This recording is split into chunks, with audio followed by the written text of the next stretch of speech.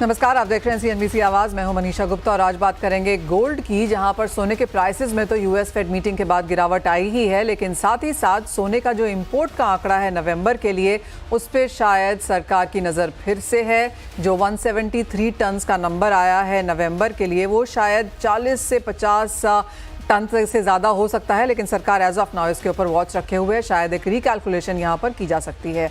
साथ ही बात करेंगे यहाँ पर कच्चे तेल की, और यहाँ पर भी दबाव है। यूएस फेड की मीटिंग के बाद हमने डॉलर इंडेक्स में करीबन 1.5% की तेजी आते हुए देखी। 2 साल के हाईज पर यहाँ पर कारोबार है, जिसका पूरा नुकसान अक्रॉस कमोडिटीज़ पे आता हुआ नजर आया है। साथ ही साथ एक इम्पॉर्टेंट नोटिफिकेशन कल आया, और वो था एग्री फ्यूचर्स बैन को लेकर। As of now 7 agri commodities पर 1 महीने के लिए बैन एक्सटेंड कर दिया गया है। 1 महीने के लिए एक्सटेंड क्यों किया गया, क्या है इसके मायने, क्या सरकार इसके ऊपर फिर से विचार करेगी, इस पर भी करेंगे चर्चा। हमारे साथ इन सब पर बात करने के लिए जुड़ रहे हैं केडिया एडवाइजरी से अजय केडिया, जेमन ज्वेलरी एक्सपोर्ट प्रमोशन काउंसिल के एग्जीक्यूटिव डायरेक्टर सब्यसाची रे, मेटल फोकस के principal consultant south Asia Chirag Sheth, and solvent extractor association of India के ईडी डॉक्टर बीवी मेहता। आप सभी का स्वागत है। और सबसे पहले सोने से बात कर लेते हैं, एंड क्लियरली मार्केट ने इसको रिएक्ट किया है। चिराग, आपसे पहले जानना चाहेंगे, और जो पहले आंकड़े हमने उठाकर देखे, जहां पर मिनिस्ट्री ऑफ कॉमर्स ने 173 टन दिया, मेटल फोकस का नंबर 136 टन था। क्लियरली नियरली 40 टन का यहाँ पर फेरबदल है। क्यों है ये, कैसे देखते हैं आप इसको, और कहाँ से ये नंबर्स अब मैच होते हुए नजर आएंगे?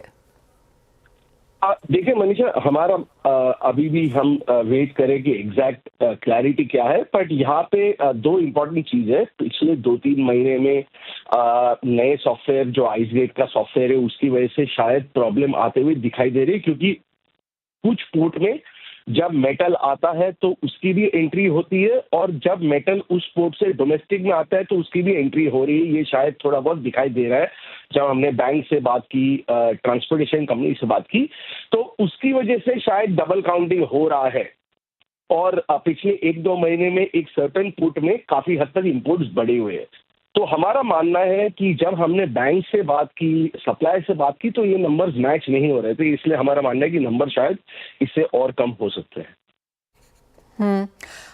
चिराग, अगर पूरे साल के नंबर्स देखे जाएं, और मैं Jan to November ministry of commerce and metal focus के नंबर्स यहां पर देख रही थी, हमने ये डिस्पैरिटी किसी भी और महीने में आते हुए नहीं देखी। दोनों नंबर्स एब्सोल्युटली सेम हैं। नवंबर में ही ये इशू क्यों निकल के आया? देखिए, एक्चुअली मनीषा, प्रॉब्लम सितंबर, अक्टूबर, नवंबर में, बट बाकी सब महीनों में नंबर्स इतने बड़े डिफरेंस नहीं है। ये इस बार क्योंकि एक तो इंपोर्ट्स वैसे भी बढ़े हुए, क्योंकि गोल्ड के दाम गिरे थे। हमने देखा था गोल्ड के दाम गिरे थे, क्योंकि हम ऑलरेडी एक फेस्टिव सीजन और वेडिंग सीजन में, तो उसकी वजह से इंपोर्ट जरूर बढ़े। और क्योंकि इंपोर्ट्स बढ़े हुए, इसलिए आपको डिस्क्रिपेंसी यहाँ पे ज्यादा दिखाई दे रही है। डिस्क्रिपेंसी पिछले 2 महीने में भी थी, बट वो बहुत ही छोटी डिस्क्रिपेंसी थी। Well absolutely. और जैसे चिराग आपने कहा कि as of now of course हमने ये सोर्सेज के थ्रू ही है, कोई डायरेक्ट कॉन्वर्सेशन यहाँ पर मिनिस्ट्री की तरफ से नहीं आई है, लेकिन अब जो कस्टम के साथ डेटा यहाँ पर कोलेक्ट किया जाएगा, उसे चेक किया जाएगा, क्या नॉर्मली यही एक प्रोसीजर नहीं है जो सरकार वैसे भी फॉलो करती है? ये डिफिकल्ट है बताना, क्योंकि customs I think usually bill of entry जो रेज होती है उसके ऊपर अपना नंबर रिलीज करती थी, और I think ministry of commerce कुछ और तरीके से। तो तब ये तो मेरे लिए कमेंट करना डिफिकल्ट है कि दोनों किस तरह से नंबर ये करते, but ideally in an ideal situation दोनों नंबर्स मैच होने चाहिए। Just to get a sense, I know Chirag, ये कोई बहुत स्ट्रेट लाइन नहीं है क्वेश्चनिंग की, लेकिन जिस तरह से हमने कॉन्वर्सेशन सुनी है कि अब यहाँ पर नंबर्स मैच किए जाएंगे, इसके ऊपर एक शायद फिर से एक नंबर निकल के आ सकता है। क्या यूजली हमने ऐसा होता हुआ देखा है पहले भी? बिकॉज ऑफ कोर्स जहाँ तक गोल्ड सिल्वर की बात है, बुलियन, ज्वेलरी, ये बहुत सारे नंबर्स हैं।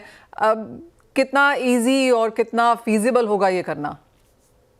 देखिए, यूजुअली हर कंट्री के नंबर्स हमने बहुत सारे कंट्रीज में होते हुए देखा है, क्योंकि हम काफी कंट्रीज ट्रैक करते हैं कि नंबर रिवाइज होते हैं over a period of time. तो आई एम श्योर नंबर्स यहाँ पे भी रिवाइज होंगे। So I don't think this is such a big issue, obviously, क्योंकि डिफरेंस बहुत ज्यादा है, इसलिए ये बहुत ही ज्यादा स्पॉटलाइट में है। But governments over the years do change trade data numbers. Point taken. Chirag, बहुत शुक्रिया साथ जुड़ने के लिए। तो क्लियरली जैसे कहा गया कि ये नंबर्स रिवाइज होते ही हैं। इस बार जिस तरह से नए प्रोसीजर्स आइस गेट यहाँ पर डाला गया है तो शायद एक डबल काउंटिंग यहाँ पर हुई है। लेकिन आपको बता दें कि ये रिएक्शन बहुत स्ट्रांग इसका मार्केट्स में आता हुआ नजर आया, क्योंकि इसकी वजह से हमने ट्रेड डेफिसिट रिकॉर्ड हाइस पर नवंबर के महीने में बनता हुआ देखा। एक इमीडिएट रिएक्शन यहाँ पर इंडियन रुपए में देखने को मिला, जहां पर नए लोज पहले भी छूते हुए हमने नजर आए हैं, लेकिन ये एक और बड़ा ट्रिगर बनता हुआ नजर आया और काफी बड़ा ब्लेम इसका गोल्ड इंपोर्ट्स पे जाता हुआ दिखा।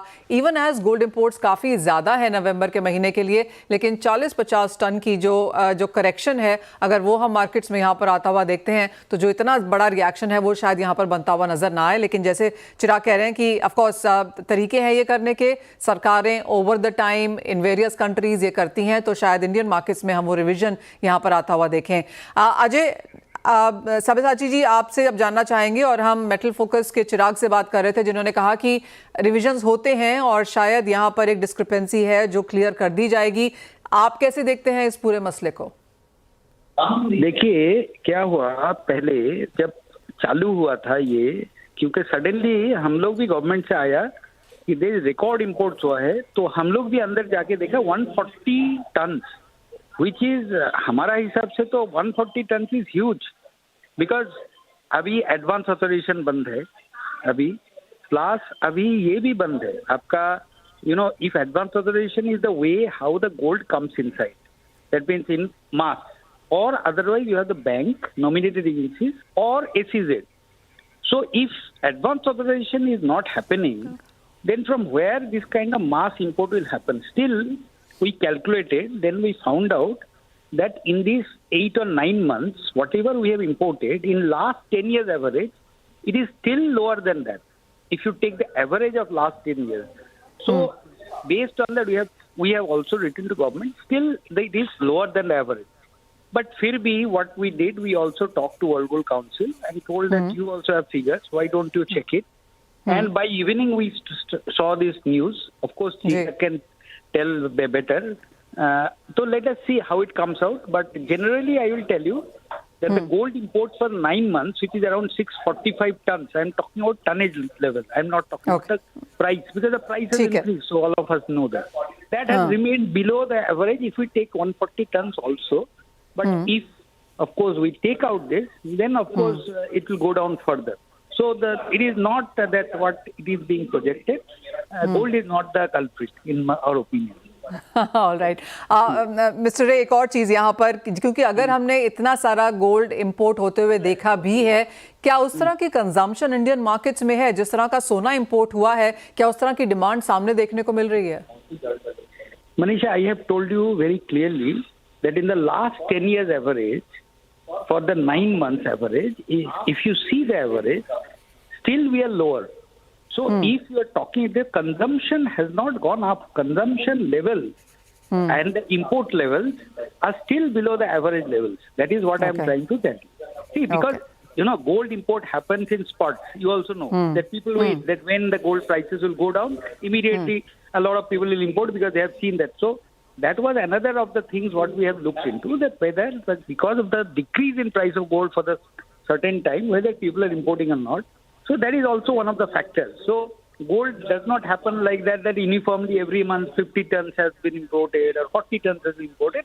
Gold depends upon the price and the perception of the people, which you every day do, that how the gold prices will move up or down and etc. Now the perception of people is there that it is, because we are also discussing, because Trump has come in and the war, at least Hezbollah, there also it has a ceasefire has happened. So people are of the feeling that this price, these lower prices, will stay for some time. Let us import at that point of time. That may be one of the reasons. Point taken. Sabyasachi, बहुत शुक्रिया हमारे साथ जुड़ने के लिए। हम जानते हैं आप बाहर एक मीटिंग में हैं, but thank you so much हमारा कॉल लेने के लिए और वो क्लैरिटी यहाँ पर देने के लिए कि कंजम्पशन बड़ा ही नहीं है और जो इंपोर्ट्स हैं ऑफ कोर्स वो स्पॉट्स में यहाँ पर होते हैं, जैसे जैसे मांग निकल के आती है, और ये नंबर्स शायद हम यहाँ पर रिवाइज होता हुआ देखेंगे। यही चीज़ हमको मार्केट के टॉप जो गोल्ड गाइज हैं वो बताते हुए नजर आ रहे हैं। अजय, आपसे प्राइस पर एक सेंस लेना चाहेंगे। हमने एक अच्छी खासी मुनाफा वसूली ओवरनाइट यहाँ पर आते हुए देखी है यूएस फेड की मीटिंग के बाद। अनएक्सपेक्टेड लाइन्स बाजार को लगी रहा था कि अगर आउटलुक 2025 बहुत ज़्यादा बुलिश नहीं आएगा यूएस फेड से तो हम एक मुनाफा वसूली आता हुआ देखेंगे। लेकिन ये मल्टी मंथ लोज जो सोने ने बनाए, चांदी में 4.5% की गिरावट जो कल देखने को मिली, क्या आप वो एक्सपेक्ट कर रहे थे और अब इन करंट लेवल से क्या करने की राय है? नमस्कार मनीषा जी। बिल्कुल काफी सरप्राइज मूव था बिकॉज पहला चीज दिसंबर जनरली हम 10 तारीख के बाद देखते हैं मार्केट में इतना मूवमेंट नहीं होता, बट जिस ढंग से फेड की बैठक थी, जियो पॉलिटिकल टेंशन, डोनाल्ड ट्रंप का आना, ये सारी फैक्टर थे। ये लग रहा था कि दिसंबर में एक मोस्टली एक मोमेंटम क्रिएट करेगा। No doubt in line expectation इसलिए भी है क्योंकि जो 2025 में रेट कट की जो प्रोबेबिलिटी 1% की थी, अब वो थोड़ा थोड़ा डीम होते हुए दिखाई दे रहा है, जिसका नेगेटिव असर पिछले हफ्ते में भी हमने थर्सडे फ्राइडे को पढ़ते हुए देखा और कल भी इसी के लाइन में था। लेकिन टेक्निकली मुझे लगता है कि जिस ढंग से 2600 के नीचे इंटरनेशनल में बिल्कुल होल्ड नहीं कर पा रहा, आज भी अगर आप देखें तो लोअर लेवल से काफी अच्छी रिकवरी बनते हुए दिखाई दी है। तो मुझे लगता है कि कहीं ना कहीं एक बॉटम बनता हुआ दिखाई दे रहा है डोमेस्टिक मार्केट पे भी। इंटरनेशनल में जैसे 2600 के ऊपर इस वक्त ट्रेड कर रहा है, तो आई थिंक मार्केट अब अगला जो 10-12 दिन है हॉलीडे मूड भी रहेगा, प्राइस थोड़ा सा सपोर्ट करेगा। डोमेस्टिक मार्केट में पहले भी हमने देखा 75 400-500 का एक सपोर्ट बन जाता है। तो एज ऑफ नाउ मैं ये नहीं बोलूंगा कि बहुत ही ज्यादा एग्रेसिव सेलिंग आ जाएगी। जो बड़े इवेंट्स थे वो ऑलमोस्ट हो चुके हैं। डॉलर इंडेक्स में एक एक्सपेक्टेड लाइन था कि 108 तक का जंप मारेगा, वो कल हमने देख ही लिया है। बट हाँ, काफी सरप्राइज मूव था कल का। बट ओवरऑल मुझे लगता है कि 75 300-400 पे डोमेस्टिक मार्केट सपोर्ट लेना चाहिए और इंटरनेशनल में 2590 का एक स्ट्रॉन्ग सपोर्ट रहेगा। हियर आफ्टर फ्रॉम हियर अगर हम अगले हफ्ते तक की बात करें तो मार्केट साइडवे टू पॉजिटिव रहेगा। एक्स्ट्रा ऑर्डिनरी कोई बड़ा जंप या फॉल नहीं रहना चाहिए। अजय, मुझे अगर अगले साल के लिए सोना और चांदी इन्वेस्टमेंट के तौर पर लेना है तो किन तरह के डाउनसाइड्स या सपोर्ट्स का मैं इंतजार करूं? देखिए, डाउनसाइड में तो डेफिनेटली एक जियो पॉलिटिकल का हमने पहले भी देखा है कि वॉर प्रीमियम जब भी थोड़ा कूल ऑफ होता है उसका एक इम्पैक्ट पड़ता हुआ दिखाई देता है।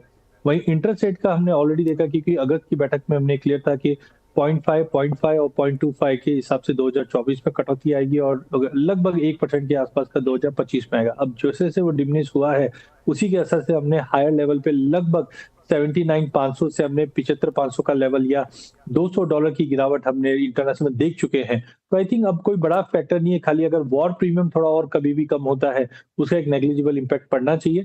बट फर्स्ट हाफ मुझे लगता है ज्यादा तेजी का रहेगा। डोनाल्ड ट्रंप 20 तारीख से ऑफिस इन करेंगे, उसके बाद लेट्स सी के इन्फ्लेशन किस और जाता है क्योंकि अभी भी एलिवेटेड लेवल्स पे है। लेकिन इंटरेस्ट रेट कट हम बैंक ऑफ इंग्लैंड से देख रहे हैं, ईसीबी से देख रहे हैं, फेड से देख रहे हैं, कनाडा से देख रहे हैं। तो ये सारे के सारे मुझे लगता है फर्स्ट हाफ में एक पॉजिटिव गेन। तो any dip towards again 55-60 is a good level to buy. और डोमेस्टिक साइड रूपी में वीकनेस है, थोड़ी सी डिमांड भी है। तो आई थिंक 75,000 के नीचे सस्टेनेबल नहीं है। जो हायर साइड पे वापस हम देखेंगे नए हाई की तरफ गोल्ड सिल्वर फर्स्ट हाफ में जाता हुआ दिखाई देगा। Fair point that.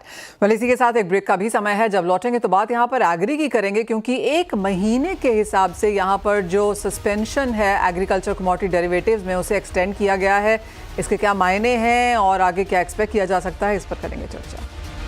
स्वागत है आपका। और सेबी ने एक बार फिर से 7 एग्री वायदा बैन की मियाद बढ़ा दी है। इस बार इस मियाद को 1 महीने से बढ़ाया गया है। तो क्लियरली इसके पीछे कुछ तो रीजंस रहे होंगे। हमारे साथ इस पर बात करने के लिए solvent extractor association of India के ईडी डॉक्टर बीवी मेहता जुड़ रहे हैं। साथ ही आफ्टा के जनरल सेक्रेटरी सुनील बलदेवा होंगे और अजय केडिया तो हमारे साथ हैं ही। डॉक्टर मेहता, क्लियरली काफी सारे रिप्रेजेंटेशन यहाँ पर इंडस्ट्री की तरफ से गए हैं और इसीलिए शायद हमने 1 साल का ब्लैंकेट बैन आते हुए नहीं देखा। ऐसे एज ऑफ नाउ सिर्फ 1 महीने से बढ़ाया गया है। क्या इसके पीछे कोई कैलकुलेशन है? क्या सरकार अभी भी विचार कर रही है? क्या रिप्रेजेंटेशंस जा रहे हैं? बजट का इंतजार किया जा रहा है? क्या लगता है आपको? हम तो बहुत कुछ सोच रहे हैं। नहीं, जो आपने सोचा वो सही है। मैटर अंडर कंसिडरेशन में है। इसके लिए 1 महीना एक्सटेंड किया, नहीं तो अगर गवर्नमेंट को आगे नहीं बढ़ाना था तो पूरा 1 साल के लिए एक्सटेंड कर देते थे। और जो हमारी इंफॉर्मेशन मिल रही है ये सीरियसली अंडर कंसिडरेशन में ये मैटर चल रही है। और इंडस्ट्री भी है, किसानों ने भी रिप्रेजेंट किया, काफी लोगों ने रिप्रेजेंट किया है कि फ्यूचर ट्रेडिंग आप खोल दीजिए।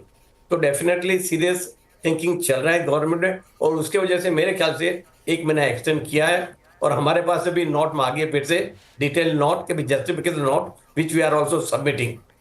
हाँ जी, ऑलराइट, ये अच्छा है जानने के लिए कि ये डिटेल नोट्स इंडस्ट्री से मांगे जा रहे हैं। स्टेक होल्डर्स को यहाँ पर इंक्लूड किया जा रहा है ताकि उसी के बाद यहाँ पर डिसीजन लिया भी जा सके।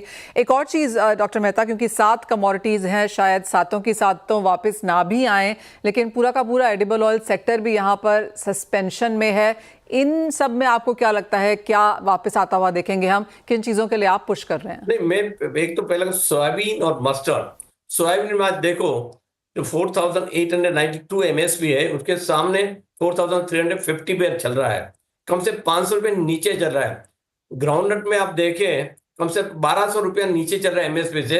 अगर फ्यूचर ट्रेडिंग खोल दिया तो ऑटोमेटिकली सपोर्ट मिल जाएगा, 300-400 रुपये बढ़ जाएगा, तो किसान को भाव मिलने की जरूरत। अभी क्या हो रहा है, फ्यूचर ट्रेडिंग नहीं है, किसान बेचारा मार्केट में कैश लेने के लिए बेच रहा है और वो भी 4,300 4,200 में जा रहा है। अगर फ्यूचर ट्रेडिंग खोल दिया तो गवर्नमेंट को भी काफी राहत मिलेगी, क्योंकि आज गवर्नमेंट को MSP से ले रहा है 4,792 में ले रहा है, तो डेफिनेटली गैप कम हो जाएगा, तो मार्केट में माल आना भी शुरू हो जाएगा और डिस्पेरिटी जो है क्रसिंग में वो कम हो जाएगी।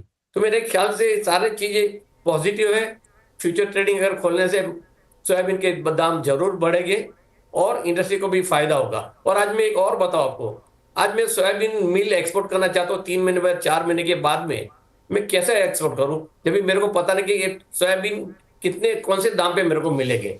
अगर फ्यूचर ट्रेडिंग चालू है तो मैं आज फ्यूचर में बाय कर लूं soybean, and based on that I can quote in the international market soybean mill.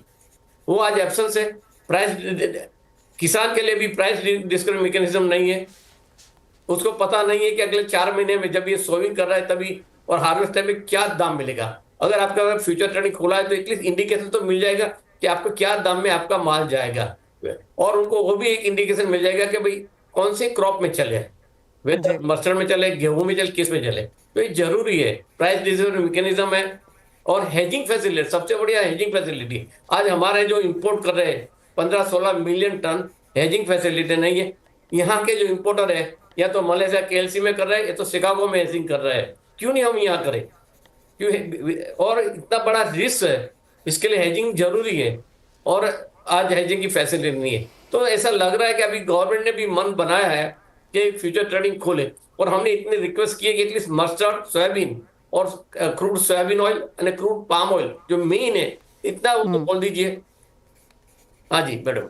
Absolutely Ajay, clearly थोड़ा सा डिसअपॉइंटमेंट यहाँ पर जरूर है, क्योंकि बाजार को लग रहा था कि 2 ही दिन बचे हैं कि शायद यहाँ पर सरकार की तरफ से कुछ नहीं आएगा तो हम मार्केट्स खुलता हुआ देखेंगे, लेकिन 1 मंथ का एक्सटेंशन थोड़ी होप्स जगाता है, जैसे डॉक्टर मेहता कह रहे हैं।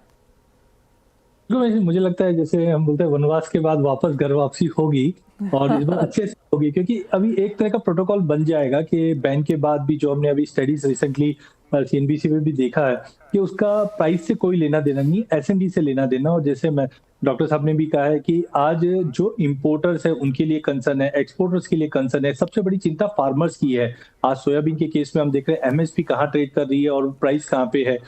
सामने मस्टर्ड का क्रॉप आना है और फार्मर देखता है कि आज X भाव में मुझे मिल सकता है, उसके हिसाब से सोइंग कर रहा है, बट जब हार्वेस्टिंग के टाइम पे गिरावट आती है तो कहीं ना कहीं एक काफी हम देखते हैं कि VCPs को एक इश्यूज रह जाते हैं। तो आई थिंक एक प्लेटफॉर्म होना बहुत जरूरी है। प्राइस डिस्कवरी सबसे बड़ा इंपॉर्टेंस है, और ये जो बैन का पीरियड था मुझे लगता है कि काफी अच्छा रहा है। क्यों?